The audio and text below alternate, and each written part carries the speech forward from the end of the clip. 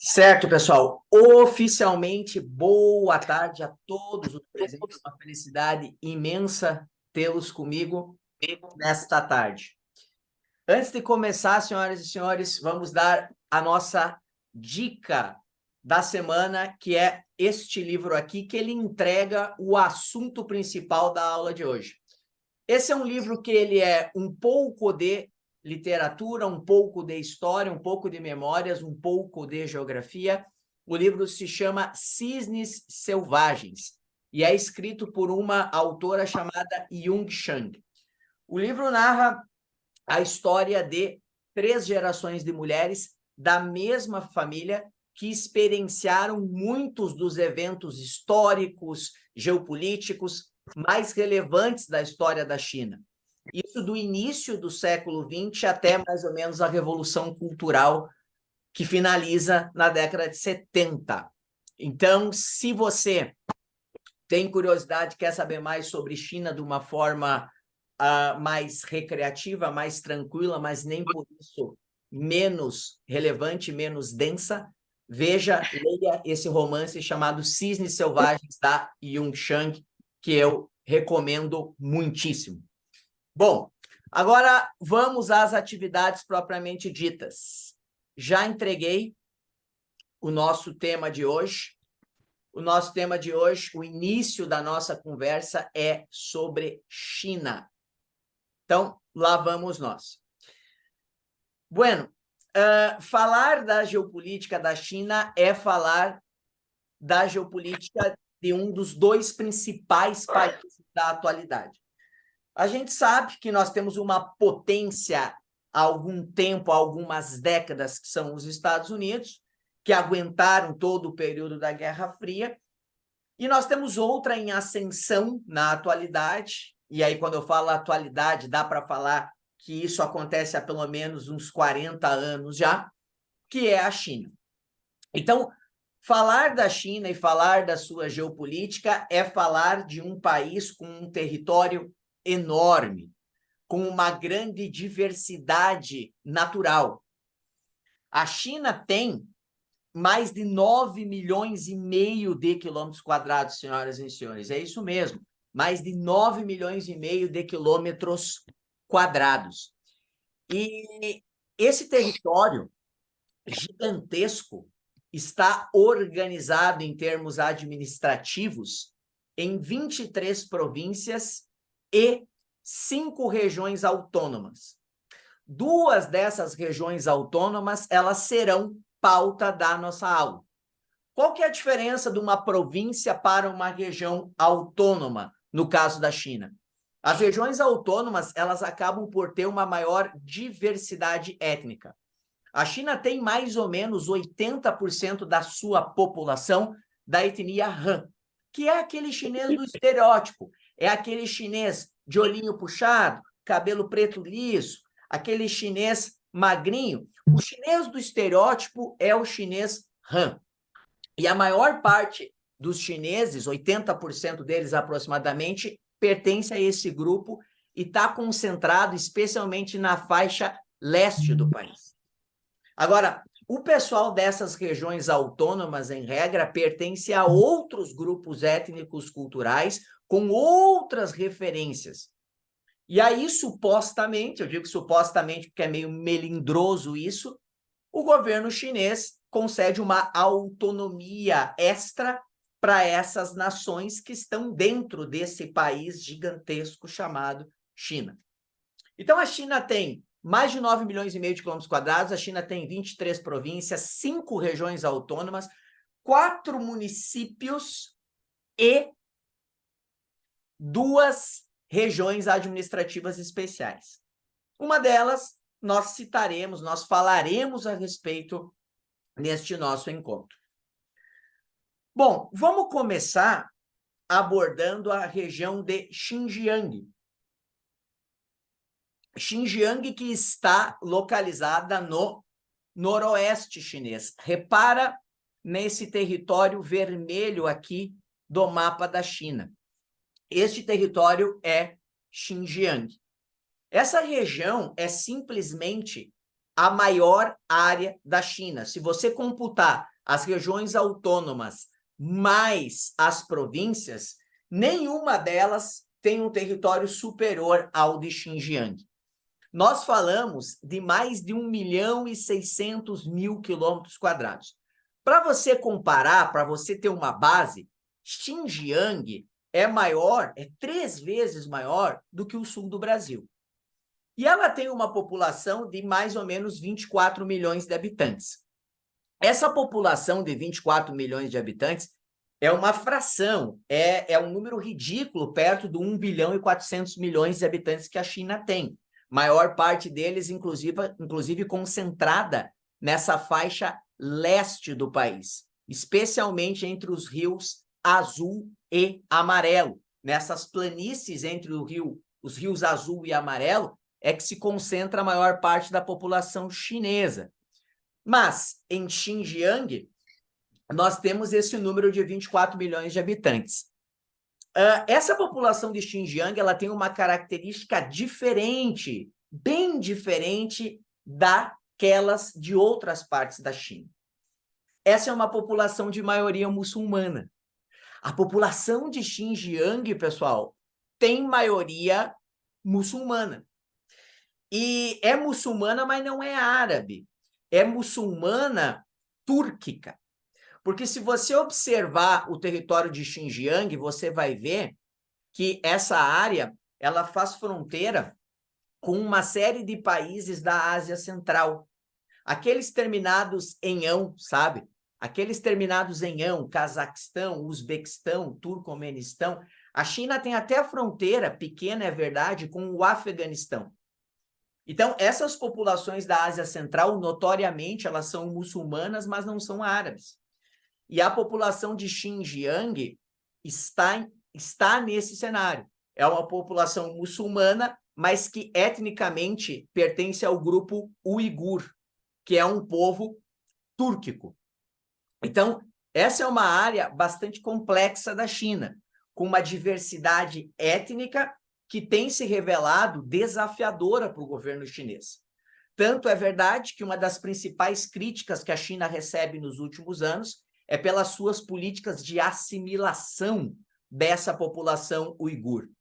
Ou seja, o governo chinês é acusado de promover muitas vezes a instalação de campos de concentração, campos de trabalho forçado, programas de reeducação obrigatória daquela população uigur para desvincular eles dos seus valores, das suas características étnicas e ligá-los mais aos chineses Han que controlam o país. E essa região da China, ela é importante para o país por algumas razões, né? Primeiro, a gente tem que lembrar que ela foi conquistada pelos chineses no século XVIII, nos anos 1700 apenas. Então, ela é uma área que os chineses anexaram ao seu território com uma intenção clara, que era promover um tampão que dificultasse o acesso de povos invasores que viessem da Ásia Central às áreas mais destacadas economicamente e demograficamente da China, que estão mais nessa porção centro-oriental do país.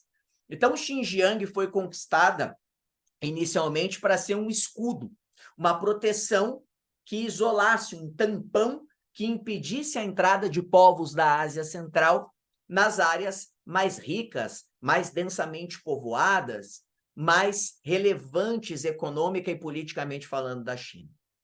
Só que com o passar do tempo, o que os chineses descobriram? Que essa área gigantesca de Xinjiang é um verdadeiro eldorado em termos de recursos naturais. Essa área, por exemplo, tem reservas de petróleo. E aí vamos lembrar que a China é o principal importador mundial de petróleo, apesar de estar entre os grandes produtores. Isso é muito doido. A China está entre os grandes produtores, mas ao mesmo tempo é o principal importador mundial de petróleo. Porque a voracidade com a qual ela procura consumir esse recurso é imensa.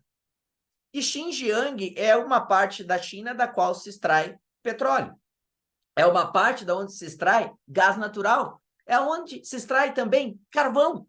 Então, perceba que combustíveis fósseis são em grande medida, extraídos da região de Xinjiang pela China. Mas não é só isso, como diria o vendedor da Polishop, porque como é um território gigantesco, você também tem áreas de extração de minerais metálicos, como cobre. Você tem áreas de extração de urânio, vamos lembrar que a China é uma potência nuclear, tem bomba. E também tem alguns oásis, já que o clima ali é árido e semiárido, principalmente, com algumas plantações férteis ali, em que pese não seja essa a área mais relevante da China nesse cenário. Então, perceba, Xinjiang é um lugar culturalmente diverso, pouco populoso comparando com o todo na China, com uma população muçulmana bem marcada e que tem recursos naturais, recursos minerais para lá de relevantes. E também tem um extra, tem um plus. Todo mundo sabe que a China tem um mega projeto chamado Nova Rota da Seda. Um cinturão, uma via, um cinturão, uma estrada, como eles têm chamado ultimamente, ou One Belt, One Road, né? E a região de Xinjiang, ela é estratégica para ligar a China às repúblicas da Ásia Central, entre elas o Afeganistão, governado pelo Talibã.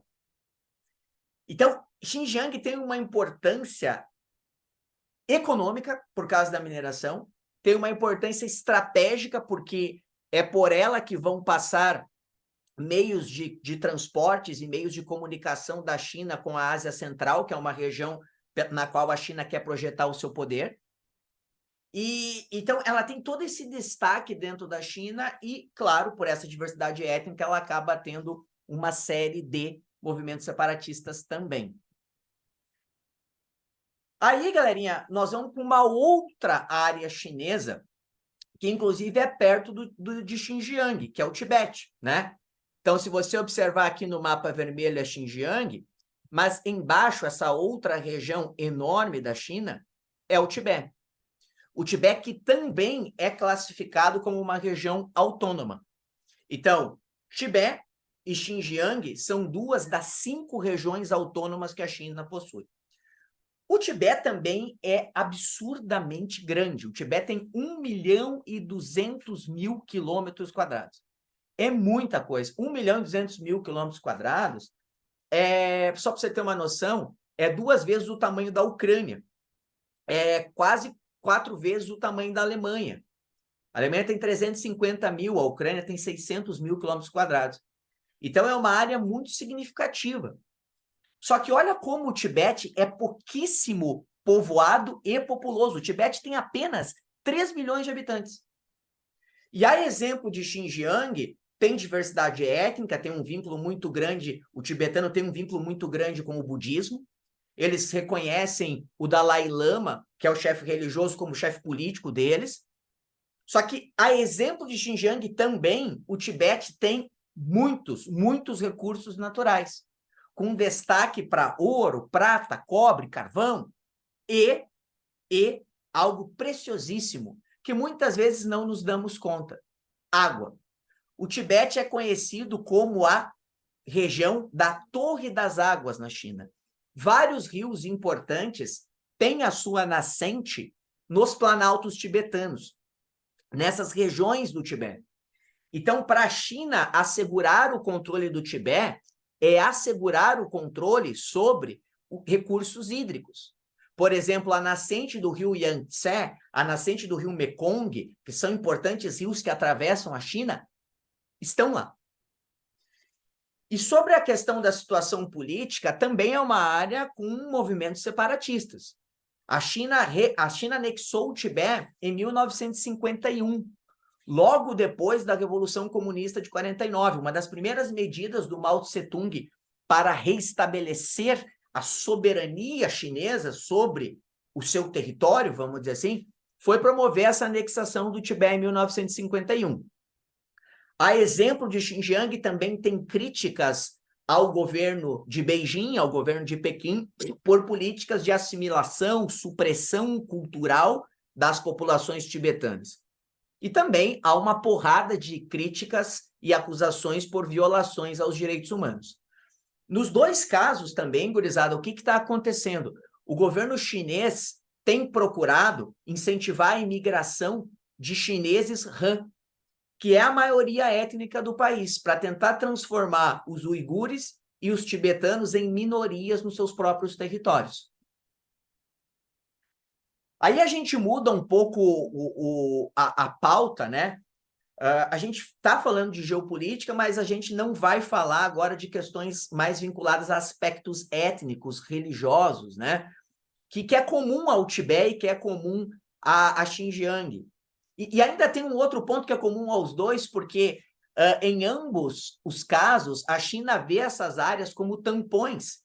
No caso de Xinjiang, no passado, em relação a invasões da Ásia Central, no caso do Tibete, em relação à Índia. O que contemporaneamente é muito mais relevante, porque o Tibete para a China também é um tampão que isola a principal parte do país, que separa a principal parte do país da Índia, que é talvez a grande ameaça para a hegemonia chinesa na Ásia nos próximos anos, porque tem tamanho, tem poder nuclear, tem poder bélico para fazer sombra aos chineses, né? Então, o Tibete e o Xinjiang têm esse aspecto. E repare que se você somar os dois, dá 2.800.000 km². E é um bom percentual, né? É mais do que 25% do território chinês. Aí, gurizada, nós temos outros 3 casos dignos de nota nesta tarde. O primeiro deles é o caso de Taiwan, né? Taiwan, que está muito em evidência nos últimos anos. Por quê? Porque Taiwan tem a maior produção mundial de semicondutores. Taiwan é a referência global na produção de chips. Sem os semicondutores, os chips fabricados, montados em Taiwan, com tecnologias dos Países Baixos, tecnologias dos Estados Unidos e de outros países até, a economia global para. Então, Taiwan é um arquipélago próximo do Mar da China Meridional. É um arquipélago que, desde 1949, tem uma questão política que acaba levando a muitas tensões, e não só dentro da China, mas em escala global. Em 1949, quando teve a Revolução Comunista, o Partido Comunista, obviamente, venceu, né? Porque senão a Revolução não teria esse nome. E o partido derrotado, que era o partido do Kuomintang, mais conhecido para nós aqui como Partido Nacionalista, fugiu para Taiwan. E lá em Taiwan, que é esta ilha aqui, que você observa aqui ó, no cursor do mouse, eles formaram a China Nacionalista. A China Nacionalista, que durante muito tempo foi reconhecida como a legítima China. Só para você ter uma noção, até a década de 70, quem representava a China no Conselho de Segurança da ONU era Taiwan. Então, Taiwan se desenvolveu muito dentro daquela situação da Guerra Fria. Pela localização geográfica da ilha, os Estados Unidos acabaram abraçando Taiwan e acabaram fornecendo muitos recursos econômicos e militares para o desenvolvimento da ilha. Não à toa, Taiwan virou um dos tigres asiáticos. Hoje tem um IDH muito satisfatório, próximo de 0,9. A sua população, que é um pouquinho menor do que 30 milhões de habitantes, tem um padrão de vida mais elevado do que a média da China e tem um governo democrático, diferente da ditadura comunista que vigora na China continental. Então, Taiwan, durante muito tempo, contou com a guarita, com a proteção dos Estados Unidos para se manter autônoma em relação à China. Qual é a situação atual, a situação contemporânea de Taiwan? Taiwan goza de uma autonomia prática, considerando que não é o Partido Comunista que elege os governantes lá, mas Taiwan vive debaixo da sombra de uma possível invasão militar chinesa ao seu território. Essa invasão militar chinesa ao território de Taiwan seria uma forma de afirmar a China como potência, seria uma forma de afrontar expressamente os Estados Unidos, que têm interesse na manutenção dessa autonomia na prática de Taiwan, e teria um efeito para a China também de evitar novos separatismos no seu território, ou coibir novos separatismos no seu território, pelo menos. Então, Taiwan figura como uma questão político-ideológica. Taiwan é uma herança da Guerra Fria. E aqui cabe a gente fazer uma observação importante, que é a seguinte: apesar dos Estados Unidos apoiarem Taiwan, apesar dos Estados Unidos terem um acordo com Taiwan pelo qual eles precisariam prestar auxílio, não necessariamente militar, mas prestar auxílio a Taiwan caso ela fosse invadida pela China, apesar disso tudo, os Estados Unidos não reconhecem Taiwan como país. É curioso, né? Para os Estados Unidos, Taiwan não é um país. Taiwan não está com uma embaixada dos Estados Unidos, por exemplo. Taiwan não tem assento na ONU ou em qualquer outra organização internacional. Desde a década de 70, até mesmo os Estados Unidos reconhecem a China como o país e Taiwan não tem esse mesmo status. Tem mais ou menos 10 países hoje que seguem reconhecendo Taiwan como um país independente. Mas só para vocês terem uma ideia, o mais relevante deles na ordem internacional é o Paraguai. O Paraguai é o único país da América do Sul que reconhece Taiwan como um país independente, tá? Então, a questão de Taiwan, diferente das questões anteriores do Tibete e de Xinjiang, é uma questão político-ideológica, que tem a sua origem na Revolução Comunista, quando os derrotados dela, os membros do Partido Nacionalista, ou Kuomintang, fugiram para lá, receberam apoio dos Estados Unidos, implementaram um país, na prática, com diretrizes diferentes, se transformaram numa potência tecnológica, sobretudo graças à produção de semicondutores, e hoje vivem nesse limbo aí de não serem reconhecidas, de não ser reconhecida como uma nação, como um país independente, mas ao mesmo tempo não querer ficar debaixo do guarda-chuva chinês. Um outro caso diferente também é o caso de Hong Kong, né? Hong Kong, que é uma lembrança da China do seu século da vergonha. O século da vergonha na China, ele vai do pós-guerra do ópio no século XIX até a Segunda Guerra Mundial. E é justamente depois da Guerra do Ópio que os britânicos assumem o controle de Hong Kong e transformam Hong Kong numa porta para os capitais ocidentais, para os investidores ocidentais entrarem na Ásia. E durante muito tempo, mais precisamente até 1997, Hong Kong funcionou como um centro financeiro, com leis totalmente diferentes da China, com uma organização social absolutamente diversa do restante da China, porque oficialmente fazia parte do Reino Unido. Agora, em 1997, os britânicos resolveram devolver Hong Kong para os chineses em 1997. E eles assinaram um tratado que previa um período de 50 anos de transição, de 97 até 2047. Nesses 50 anos, Hong Kong poderia funcionar como sempre foi, muito relacionada às democracias ocidentais, muito relacionadas a um sistema capitalista pleno, muito vinculada a economias como a do Reino Unido e a dos Estados Unidos. Hong Kong supostamente manteria a sua diferenciação, a sua autonomia em relação a outras partes da China. Era a ideia que ficou conhecida como um país, dois sistemas. No entanto, desde 2019, o que a gente percebe? Setores da população de Hong Kong se revoltam contra os chineses e os chineses, por sua vez, aumentam a repressão sobre Hong Kong e cada vez castram mais a autonomia da cidade. Então, se Taiwan é uma herança da Guerra Fria, é uma herança da Revolução Comunista, lá de 1949, Hong Kong, por sua vez, é um problema que tem base, que tem origem, gênese, lá no neocolonialismo, lá no imperialismo, lá no pós-guerra do ópio. E a última referência nossa, jovens talentos, dessas questões internas que envolvem a China, diz respeito ao Mar da China Meridional. E esse é um problema que a gente começa a fazer a transição para falar das questões internacionais da China, né? Porque aí vocês vão ver que tem parte da zona econômica exclusiva chinesa, mas aí já tem áreas que seriam de outros países na história.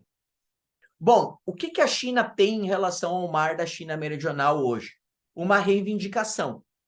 A China quer estender a sua autoridade a regiões que o Vietnã alega que são dele, que as Filipinas alegam que são dela, mas também Malásia e Brunei. Então, aqui vocês percebam está Hong Kong, pertinho tem a foz do Rio Pérola, aqui vocês têm Taiwan, e essa faixa aqui é a faixa que nós chamamos de Mar da China Meridional. Percebam que o Mar da China Meridional, ele é caminho para o Estreito de Malaca, ou o Estreito de Malaca. Esse estreito que fica entre a Indonésia e a Malásia, Singapura está perto dele, esse estreito que é das partes mais importantes das rotas comerciais chinesas. Então, a ideia do governo chinês é construir ilhas artificiais nessa região e afirmar a soberania chinesa em relação a ela. É claro que isso está levando a uma série de atritos, isso está levando a uma série de problemas da China com países vizinhos. No caso, Vietnã, com quem a China já teve uma guerra em 79. Em 79, os chineses invadiram o Vietnã, tiveram um conflito e acabaram também apanhando dos vietnamitas, né? Isso é muito curioso, porque os vietnamitas deram um pau nos americanos e deram um pau nos chineses no intervalo aí de menos de 10 anos. Então, é um povo difícil de você guerrear contra. Então, aqui vocês têm um problema com o Vietnã, vocês têm um problema com Malásia, com Brunei, com Filipinas.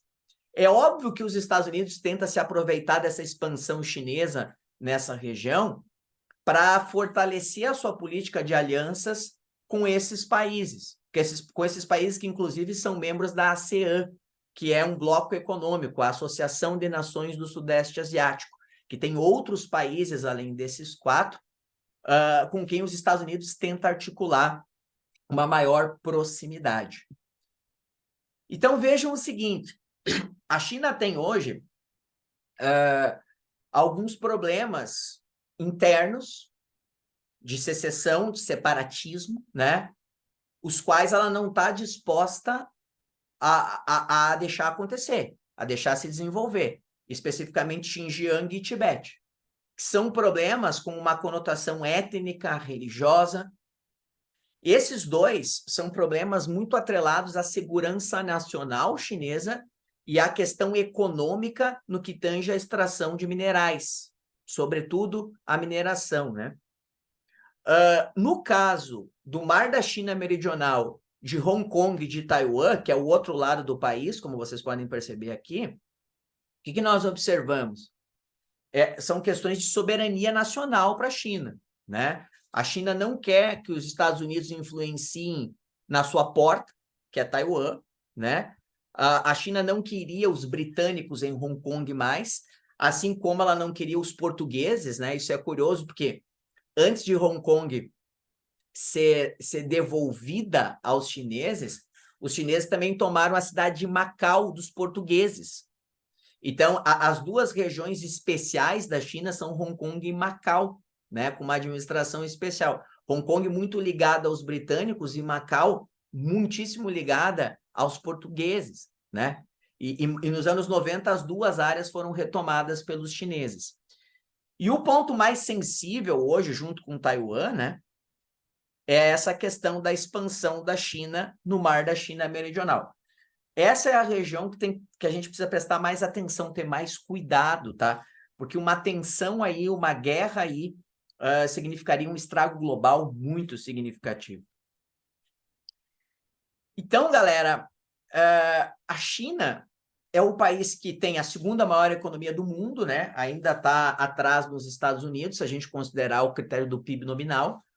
A economia americana ela é alguns trilhões ainda maior do que a economia chinesa, em que pese a China tenha a maior quantidade de reservas internacionais em moeda estrangeira forte. E é justamente essa grana que a China usa para fazer os investimentos nas obras de infraestrutura da nova Rota da Seda, portos, aeroportos, ferrovias e por aí afora. A China tem tentado também trabalhar para diminuir o uso do dólar no mundo, né? Porque um dos grandes instrumentos de poder que os Estados Unidos têm é o fato de que o dólar é a moeda do comércio internacional. A China tem procurado se movimentar para que o yuan seja cada vez mais utilizado, né? Yuan que é um termo em mandarim genérico para dinheiro, né? E a China, apesar disso tudo, ela não pode ser considerada um país desenvolvido, tá? Isso é muito interessante, porque a China é uma potência, disputa o posto de maior nação exportadora do mundo com a Alemanha, tem superávit ano após ano na sua balança comercial, tem uma população enorme, mas envelhecida, lembrem que esse é um problema. Mas a China não pode ser considerada um país desenvolvido, tá? O IDH da China é muito próximo ao do Brasil, 0,75. A renda per capita chinesa mal ultrapassou a linha do mediano. Ela está em 10.500 dólares hoje anual, a renda per capita, o PIB per capita nominal. Então, a China ela tem um desafio socioeconômico muito grande ainda, né? Então, mas é a segunda grande economia do mundo, sem dúvida alguma. A China, a gente viu, tem o Xinjiang e o Tibete como áreas importantes para a extração de recursos naturais e também para esse projeto da nova Rota da Seda, que está relacionada ao aumento da projeção de poder da China no mundo. E nós vimos também esses elementos ligados a Taiwan, Hong Kong e o mar da China meridional. Tá? Então, para a gente fechar, a China é uma potência, mas que tem desafios, né? Desafio de aumentar a renda média, desafio de fortalecer a sua economia interna, que é o que o Partido Comunista Chinês tenta no momento, desafio de melhorar suas tecnologias, o que ela tem conseguido bastante, desafio demográfico do envelhecimento, né? Lembrem que esse ano, em 2023, a Índia ultrapassou a China, tornou-se a nação mais populosa, o país mais populoso. A China sofre muito com o envelhecimento. A China tem a questão de Taiwan para resolver. A China tem a sua desaceleração da sua economia, a crise no setor imobiliário, na construção civil, que representa 1/4 do PIB chinês, é um outro grande desafio, que até a gente nem abordou aqui. A China tem essas questões de segurança, né, que nós trouxemos, Taiwan, Hong Kong, Mar da China Meridional, Tibete, Xinjiang, né? E é claro que a ascensão da China no mundo traz desafios para a potência, para a superpotência atual, Estados Unidos, mas também traz desafios para os vizinhos. E entre os vizinhos, mais especificamente, a Índia. Índia, jovens talentos, que é o assunto da nossa próxima conversa, tá? Espero vocês no nosso próximo encontro para falarmos a respeito de Índia. Um beijo muito carinhoso no coração de vocês. Espero que tenha sido útil, né? E nos deem feedbacks a respeito das aulas, a estrutura, como gostariam. Eu elaborei um material que eu já mandei para o pessoal da agência, que logo eu devo estar passando para vocês também, tá? Um e-book e um material com exercícios. Bom final de semana. Até mais, galerinha. Tchau, tchau.